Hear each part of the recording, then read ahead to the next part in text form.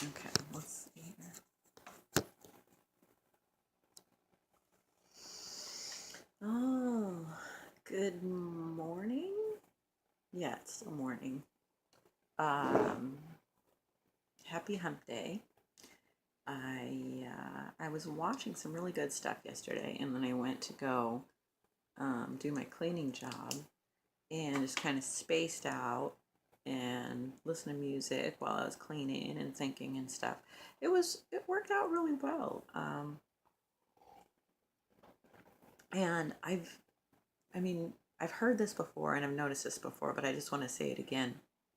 If you are feeling creatively blocked and you want to do something creative or you're stuck on a project, just start a list of chores or household things that you need to do and do a couple of them. Just do this really boring, the most boring thing you could think of, and make it a chore, and you will immediately want to procrastinate and do all those creative things. You will feel so much more creative when you have some kind of pressure and other boring thing that you need to put off. Now, of course, this doesn't work out very well when you're in college or when you're in high school and you know, you really want to work on your art project instead of everything else. That's where I discovered this. But as an adult that isn't going to college, I also discovered that I can hack this. There's definitely laundry to be put away and there's dishes to be done. And yet I'd rather be doing something creative. I also am going to go work some more. But I've I've been committed to spending 2 hours in the morning just for myself, just for smoking, drinking coffee, writing, and capturing all these ideas and stuff. I also watch a lot of YouTube videos and talks, like TED Talks or similar things. Um, and I do a lot of Twitter, you know. I gotta catch up with people. Twitter makes me laugh. I stopped going to Facebook. I wasn't really going that often anyway because it was just stressing me out. I go to Twitter and I follow my funny people. If it's too much, if you're too much of an asshole, I can unfollow and block you. So, I mean, if you're complaining about Twitter, if you're on Twitter, if you're complaining about your little feed there, you can change that. Like, find who is spreading that, unfollow them. Easy. Find people that you think are funny and enhance your experience and follow them.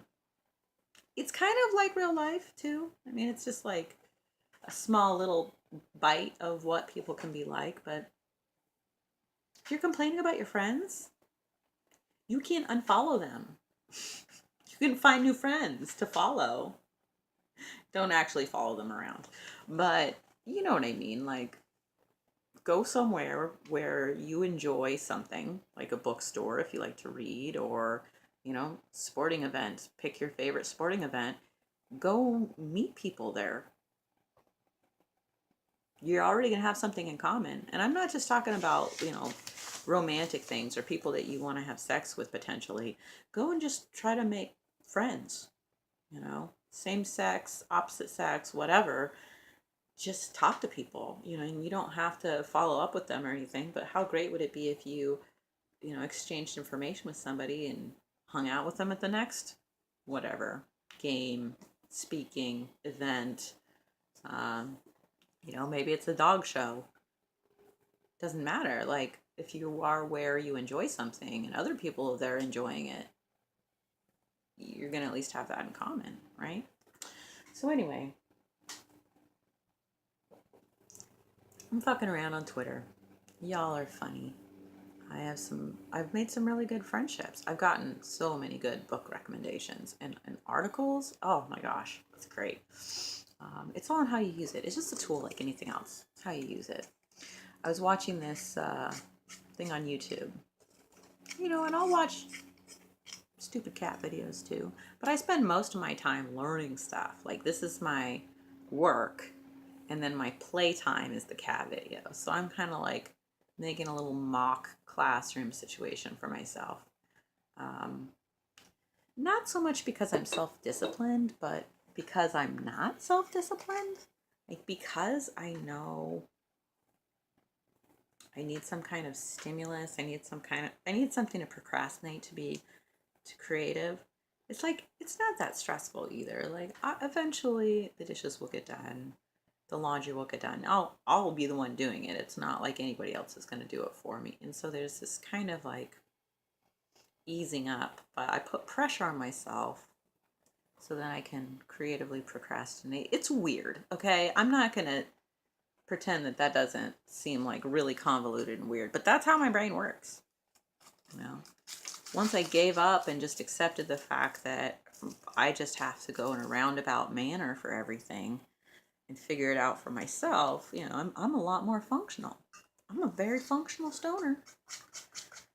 A lot of people have a lot of excuses for not getting stuff done. I've got plenty of excuses. I'm tired, I'm sick, you know, I'm in the middle of some kind of autoimmune flare up this morning. But, you know, excuses are just boring after a while.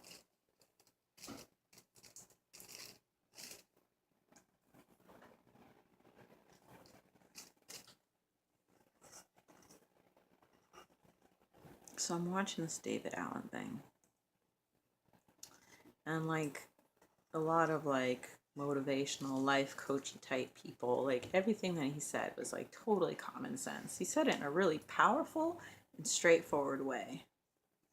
He also said things that just got my attention, just riveted to what he was saying a couple of times.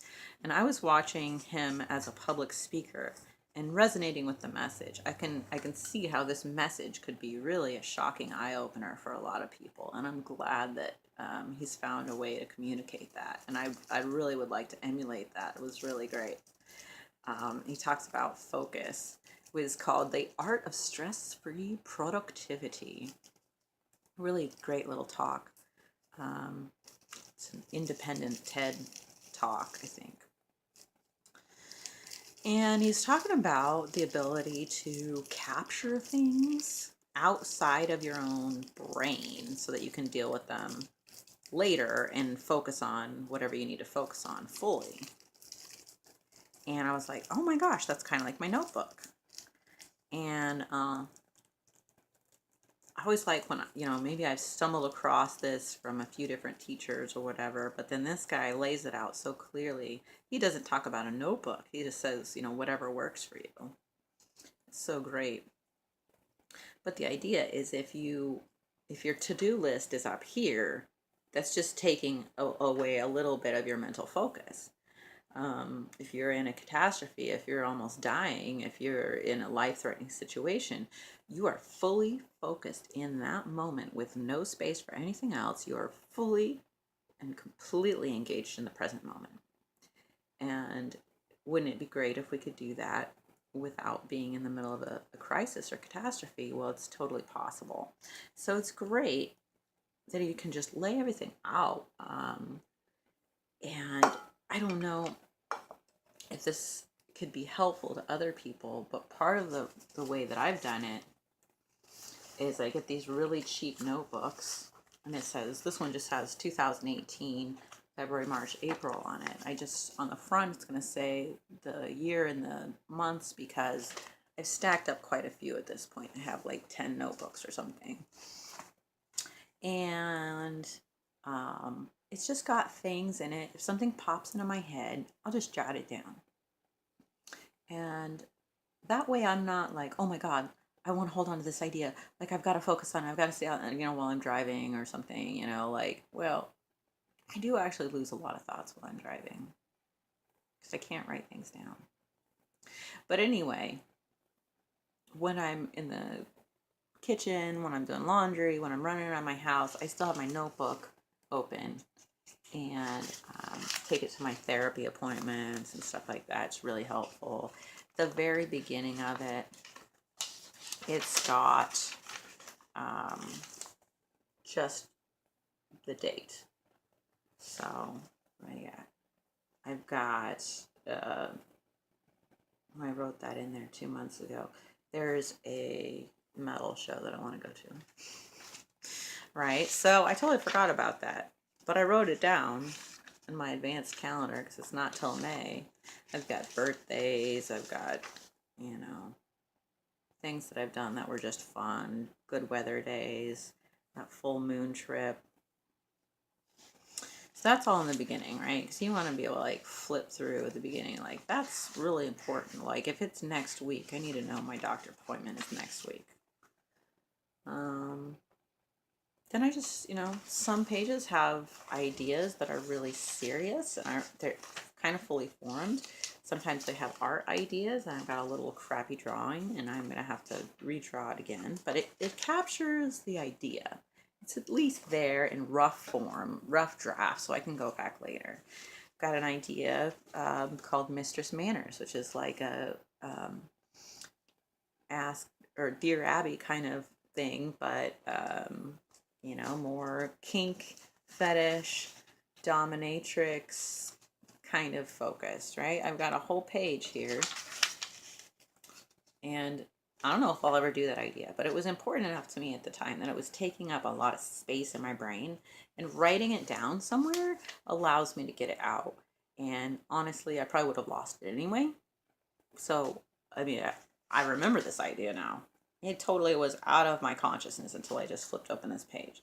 But I can rest assured that it's right here on this page, and that I have a way to go through my notebooks and know where the ideas are. Before I close one, I'm only about halfway through. But before I close it, I'll go through and dog ear the pages or put a star on the corner right up here. So when I want to flip through a notebook real quick, one that I've already filled up, the good ideas get starred and tagged.